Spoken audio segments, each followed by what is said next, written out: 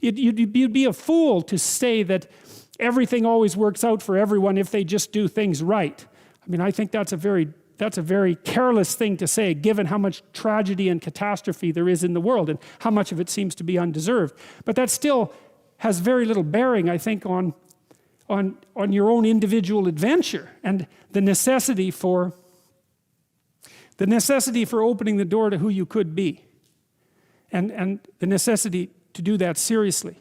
And I do believe, and I think that's why this most impossible of verses, you know, knock and the door will open, why that's believable is that I have never met anyone who couldn't hypothesize a better them in some manner.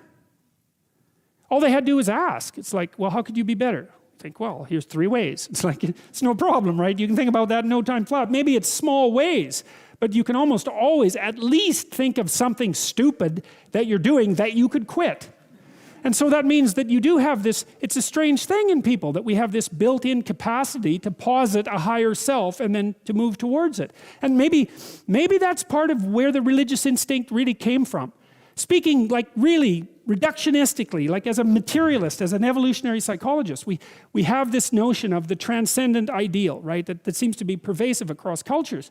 Well, maybe that's the ultimate manifestation of the human proclivity to be able to posit an ideal at all and to move forward. You posit an ideal, okay?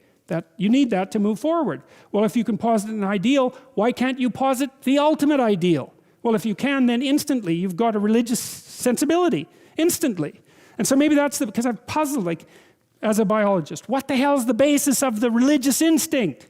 Because the idea that it's mere superstition, like, we can just dispense with that. That's wrong. It's a human universal. You can evoke religious experiences all sorts of ways. So we're not going to play that game. There's some reason that instinct exists. And the first thing to do with it is to try to reduce it to something that's biological and leave it at that, not to mess with the metaphysics. But it certainly could be the case that it's the ultimate extension of our capacity to posit an ideal. And we also might say, well, that's good enough because, well, the ideal moves you forward. It fills your life with meaning. There's no doubt about that, because it is in the movement towards your ideal that life's meaning is to be attained. And then the question is, well, how much meaning is there in moving forward towards an ultimate ideal? Well, more meaning, even though it's more difficult. How much? Well, that's the open question.